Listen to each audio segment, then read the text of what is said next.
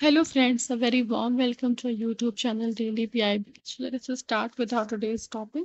So our today's first topic is Global Biofuels Alliance. ये जो आपका ग्लोबल बायोफ्यूल अलायंस है, इसको अब तक जो है 19 देशों ने और 12 जो बड़े इंटरनेशनल ऑर्गेनाइजेशंस हैं, उन्होंने इस अलायंस को ज्वाइन करा हुआ है। तो फिर तो सो बेसिकली जो आपका ये जीबीए है, ये एक इंडिया लेड इनिशिएटिव, इंडिया ने इस इनिशिएटिव को लिया है ताकि जो भी गवर्नमेंट्स हैं, ठीक है, उनको अलायंस किया जाए, उनको जो है जितने बड़े जो भी इंटरनेशनल ऑर्गेनाइजेशंस हैं, इंडस्ट्रीज हैं, उनको एक साथ लाया जाए और वो जो है बायोफ्यूल्स को अडॉप्ट करने के लिए बेसिकली स्टेप्स लें। मतलब आजकल के टाइम में क्या है कि बायोफ्यूल्स जो है, इससे क्या होता है कि पोल्यूशन वगैरह कम होता है, ये एनवायरनमेंट फ्रेंडली स्टेप है। तो बायोफ्यूल्स को प्रमोट करने के लिए काफ़ी ज़्यादा लोग आगे बढ़ के आ रहे हैं, अलग अलग कंट्रीज़ में अलग अलग स्टेप्स लिए जा रहे हैं। तो इससे इंडिया का भी ये जो स्टेप है, काफ़ी अच्छा स्टेप माना जा रहा है। तो ये इनिशिएटिव बेसिकली यही है कि जो बायोफ्यूल्स के अडॉप्शन को फैसिलिटेट किया जाए। कि इसमें क्या है, जो इतने भी बड़े कंज्यूमर्स और प्रोडक्शंस जो प्रोड्यूसर्स हैं, उनको क्या करना है कि उनको जो है बायोफ्यूल्स को उनके डेवलपमेंट के लिए, ताकि उनको अलग अलग जगह पे डिप्लॉय किया जा सके। ठीक है, इसका जो इनिशिएटिव एम है वो क्या है कि बायोफ्यूल्स को एक अच्छा पोजीशन देना एज ए की जो एनर्जी ट्रांजिशन है, एक मुख्य जो एनर्जी ट्रांजिशन के तौर पे अपनाया जाए, जिससे क्या होगा, जो जॉब्स को कंट्रीब्यूट करेगा, इससे इससे अलग अलग क्षेत्रों में जो जॉब्स हैं वो बढ़ेंगी और साथ ही साथ जो इकोनॉमिक ग्रोथ है वो भी बढ़ेगा। अभी जो हमारा G20 हुआ था, तो ये जो ग्लोबल बायोफ्यूल अलायंस है यानी कि GBA, इसको क्या है कि इसको G20 के नेशंस, जो भी आपके G20 जो कंट्रीज हैं, उन्होंने अडॉप्ट किया। इसके अलावा जो कुछ बड़े इंटरनेशनल एनर्जी एजेंसीज हैं, जैसे कि आपका IEA हो गया, इंटरनेशनल सिविल एविएशन ऑर्गेनाइजेशन हो गया, वर्ल्ड इकोनॉमिक फोरम हो गया, वर्ल्ड एलपीजी एसोसिएशन हो गया, जैसे कुछ ग्रुप्स हैं जो आगे बढ़ के आ रहे हैं और इन्होंने बायोफ्यूल्स ट्रेड को जो है उनको स्ट्रेंथ प्रोवाइड करने के लिए स्टेप्स लिया है, ताकि जो भी एनर्जी क्वाड्रिलेमा है, इस जो उनको सक्सेसफुली अडॉप्ट किया जाए। ठीक है फ्रेंड्स, एनर्जी क्वाड्रिलेमा का मतलब हो गया कि एनर्जी के जो भी हमारे पास और रिसोर्सेज हैं, उन सब में से किसी एक, क्वाड का मतलब होता है चार, तो उसमें से जो अगर एक दूसरे से जो अगर कंट्राडिक्टरी है, उसके बावजूद एनर्जी एनर्जी सोर्सेज को ऑप्ट करना। ठीक है, इससे क्या होगा, जो हमारे फार्मर्स होंगे जिसको अन्नदाता से ऊर्जादाता के में ट्रांसफॉर्म करना, ये उनकी एक एडिशनल सोर्स ऑफ इनकम को इंक्रीज करना। क्योंकि पिछले 9 सालों में अगर हम देखें, तो हमने फार्मर के ऊपर एक जो है आपका 71,600 करोड़ रुपए जो है वो खर्च कर चुके हैं विथ E20। अगर E20 की इम्प्लीमेंटेशन से, जो कि 2025 तक करना है, अगर इसकी इम्प्लीमेंटेशन हो जाती है, तो इंडिया जो है वो लगभग 45,000 करोड़ रुपए ऑयल इंपोर्ट पे और आपका 63 मैट्रिक टन जो ऑयल एनुअली सेव कर सकता है। ठीक है, ये जो इनिशिएटिव होगी इंडिया पे मल्टीपल फ्रंट्स पे बेनिफिशियल होगी, क्योंकि जीबीए इज एक तरीके से इसे टेंजिबल आउटकम माना जा रहा है G20 प्रेसिडेंसी को लेके। और इससे क्या होगा, अगर इस इनिशिएटिव अगर ये सक्सेसफुल हो जाता है, तो इंडिया जो है वो अपनी ग्लोबल पोजीशन जो है वो उसको बहुत ज़्यादा स्ट्रेंथन प्रोवाइड करेगा। कह रहा है, moreover, the alliance will focus on collaboration and will provide additional opportunities to Indian industries in the form of exporting technology and exporting equipment. Okay, India will act as a exporting technology. It will boost its exporting technology, and it will focus toward the collaboration that will provide additional opportunities to Indian industries. Apart from this, it will help in accelerating India's existing biofuels program. We have already launched some kind of biofuel programs such as P1 Jeevan Yojana, Satat. We have just like come across multiple times about सतत, like हमने अपनी पिछली video में कई बारी सतत को अब कवर किया हुआ है।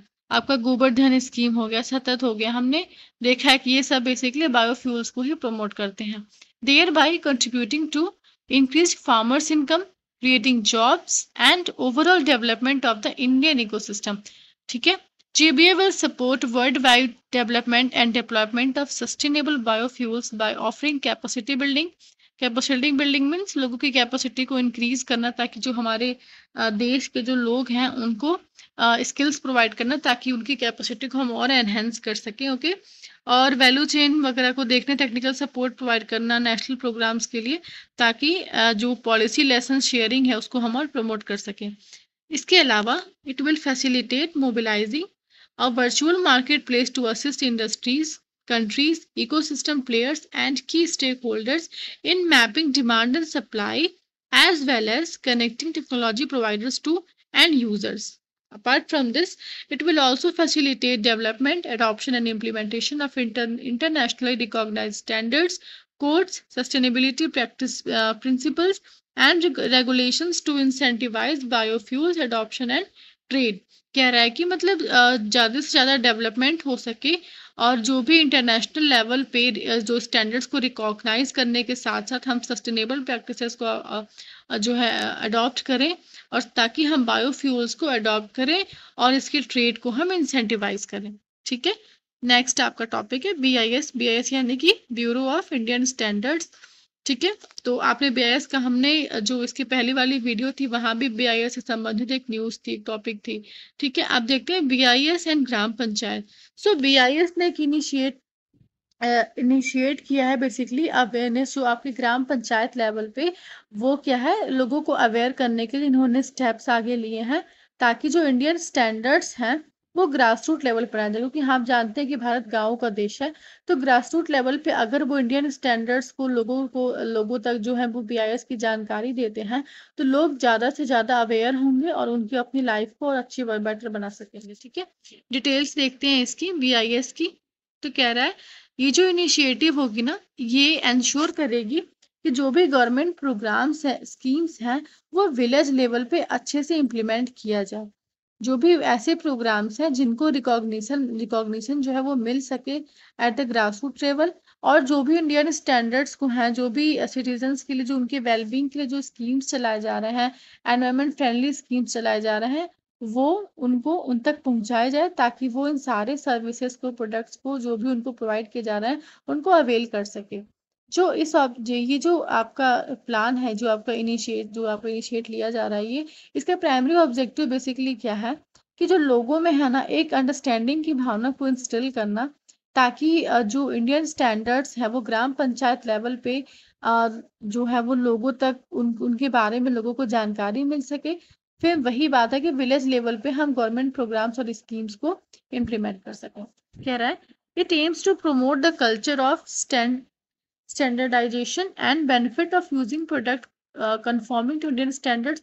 लोग जो है वो इंडियन स्टैंडर्ड्स के जो भी प्रोडक्ट हैं उनको यूज कर सके, अपना एक स्टैंडर्ड जो है वो मेंटेन कर सके, और जो भी बेनिफिट्स है, जैसे कि आप जानते हैं कि बहुत लोगों को सामान खरीदते वक्त वो स्टार रेटिंग वगैरह आजकल देखने लगे, तो लोग भी अब इतने जागरूक हो गए। तो बेसिकली गवर्नमेंट ये चाहती है कि जो ग्रास रूट लेवल पे भी है लोग इतने जागरूक हों और चीज़ों को जो है इंडियन स्टैंडर्ड्स के बारे में जाने और उस हिसाब से अपनी लाइफ को अच्छा कर सकें। ठीक है, इससे क्या होगा, इस इनिशिएटिव पे ये बहुत, अगर ये लोग अगर जानते रहेंगे इंडियन स्टैंडर्ड्स के बारे में, तो वो क्या होगा कि अपने लाइफ को और बेटर बनाएंगे, जो कि एक बहुत ही क्रूशियल रोल प्ले करेगा गवर्नमेंट इनिशिएटिव्स को ग्रास रूट लेवल तक ले जाने में। ठीक है, इसके कुछ और भी बेनिफिट्स हैं, जैसे कि इससे क्या होगा, कह रहा है enhanced quality and safety. Enhance quality and safety का मतलब ये हुआ कि जो लोग हैं अगर प्रोडक्ट को इस्तेमाल कर रहे हैं, सपोज अभी मैंने रेटिंग की बात की, तो अगर लोग 3 स्टार या 5 स्टार रेटिंग में कुछ तो अंतर होगा, तो अगर वो उस 5 स्टार रेटिंग को यूज करते हैं, तो ऑफकोर्स ये उनकी सेफ्टी कंसर्न्स को भी देखता है, तो साथ ही साथ ये इंश्योर करता है कि उनकी जो क्वालिटी ऑफ लाइफ है, क्वालिटी ऑफ प्रोडक्ट्स है, वो अच्छी होगी, तो उनकी क्वालिटी ऑफ लाइफ भी इंप्रूव होगी और उनकी सेफ्टी को भी इंश्योर करता है। उसके बाद है कंज्यूमर प्रोटेक्शन। कंज्यूमर प्रोटेक्शन यानी कि लोग अच्छे प्रोडक्ट्स यूज करेंगे, तो उनको ज्यादा से ज्यादा जो है वो मतलब बुरे प्रोडक्ट्स के जो इल इफेक्ट्स हैं उनसे बच जाएंगे। एनवायरमेंटल कंजर्वेशन, आप सोच रहे हो कि एनवायरमेंटल कंजर्वेशन कैसे, तो मान लो कि आप कोई प्रोडक्ट यूज करते हो, तो वो प्रोडक्ट जो है, अगर वो प्रोडक्ट सही है, तो मेक श्योर कि उस प्रोडक्ट्स को बनाते समय एनवायरमेंटल प्रैक्टिसेस, जो भी सस्टेनेबल प्रैक्टिसेस उनको फॉलो किया जाए। कैपेसिटी बिल्डिंग क्या है, सपोज कोई कोई बंदा है, अगर वो काम करना चाह रहा है कि उसको जानकारी नहीं, सरकार ने उसको टेक्नोलॉजी दे दी, उसको लैपटॉप या मोबाइल जो भी, पर उसको चलाने ही नहीं आ रहा। तो बेसिकली गवर्नमेंट क्या कर रही है कि उसको उसी हिसाब से क्लासेस वगैरह चलाए जाएँ, ताकि उनको और ज़्यादा ट्रेंड किया जा सके, ताकि वो अपनी कैपेसिटी को एनहांस कर सकें। इससे क्या है, नेशनल प्रोग्रेस होगी। अगर अगर आप जानते हैं कि अगर सिटीजन्स अगर ग्रो करेंगे तो ऑफ कोर्स हमारी कंट्री भी ग्रो करेगी। इसके बाद जो है वो बीआईएस केयर ऐप है, इसके बारे में भी अवेयर करना, ताकि लोग अगर अवेयर रहेंगे तो वो जो भी स्टैंडर्ड्स हैं, जो भी प्रोटोकॉल्स वगैरह हैं, वो खुद से अपने ऐप, अपने फ़ोन में बैठे-बैठे, घर बैठे अपने फ़ोन में इस ऐप के थ्रू देख सकते हैं। अगला टॉपिक है India UK hold 12th economic and financial dialogue in New Delhi. देखिए, इंडिया और यूके ने एक कमिटमेंट को स्टार्ट किया है, जिससे क्या होगी, जो फाइनेंशियल सर्विसेज पे जो इनकी कोलैबोरेशन है, ये उसको और ज़्यादा मजबूत करेगी। इससे क्या होगा कि हम जो है एक दूसरे के जो एस्पिरेशंस हैं, हमारे जो म्यूचुअल एस्पिरेशंस हैं, इसको स्ट्रेंथन मिलेगा, और साथ ही साथ जो हमारी फाइनेंशियल इंक्लूजन और सस्टेनेबल डेवलपमेंट है, उसको हम एनहेंस कर सकते हैं। अभी क्या है कि जैसे कि जो यूके है वो देख रहा है इंडिया की जो ग्रोथ है, जैसे देख सकते हैं आपके 2021 वगैरह के आसपास हमारी जो पोजीशन थी वो 5वें 6ठे नंबर पे थी। अभी क्या हम तीसरे नंबर पे आ चुके हैं इकोनॉमी लेवल पे।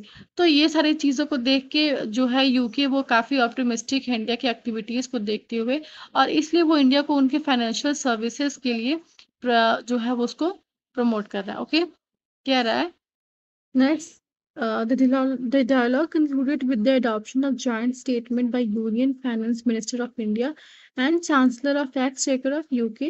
So basically, there was dialogue concluded with the by the Union Finance Minister of our country and the Chancellor of UK.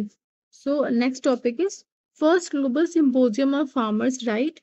So it was organized by Secretariat of International Treaty on Plant Genetic Resources on FAO, and also this global symposium is being hosted by Ministry of Agriculture and Farmer Welfares along with protection of plant varieties and farmer strategies BBVFR authority and ICAR and IAR यानी कि Indian agriculture research institute and Indian council of agriculture research, साथ ही साथ national bureau of plant genetic resources. तो इन सबके collaboration, इन सबके alliance से इस first global symposium को 12 से 15 सितंबर के बीच में ऑर्गेनाइज किया गया, जिसे इंडिया होस्ट कर रहा था। इसके जो मेन प्रपोजल्स थे ना, वो क्या थे कि जो भी आपका GFSR यानी कि global symposium on farmers right थे, इसको गवर्नमेंट जो है इसको स्टार्ट की।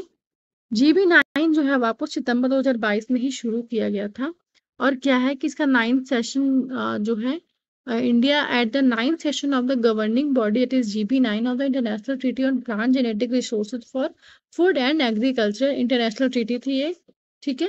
कह रहे which was agreed by FAO, जिसे FAO के तौर पे एग्री किया गया था।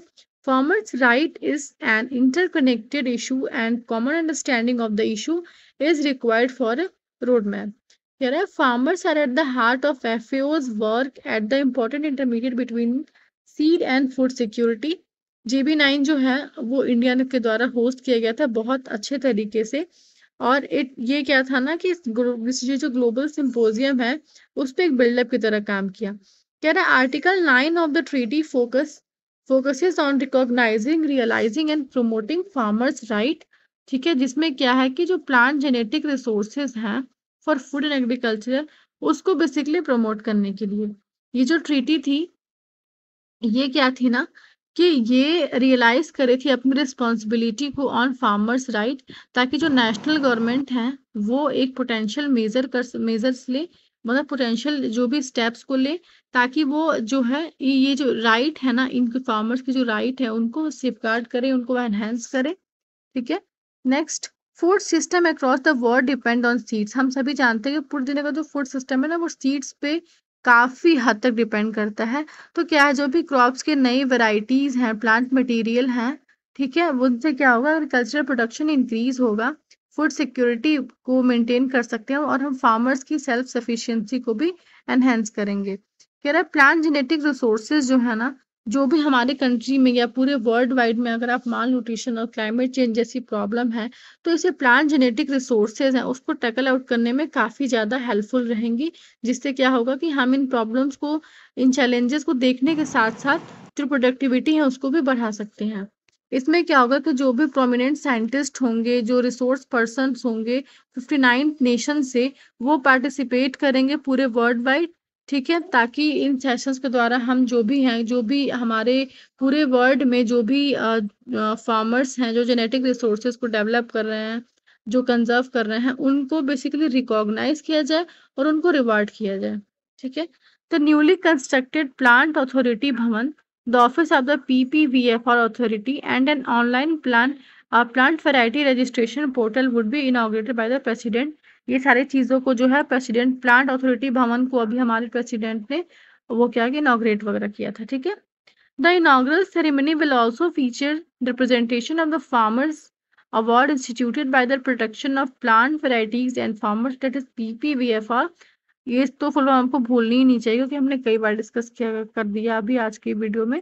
ठीक है, as per the provisions of the PPVFR act 2001 honouring plant genome saviour committees and plant genome saviour farmers of India for the years 21 and 22। okay, so I hope you understand these 4 topics. If you have any problem, please put in the comment section. And please, friends, please like this video, subscribe and share to your friends. And if you want to get the PDF of this video, simply you can go to description box, or you can search at the rate daily PIB 123 in the Telegram. You can get the PDF of this video along with some newspapers. Okay, so thank you and Jai Hind.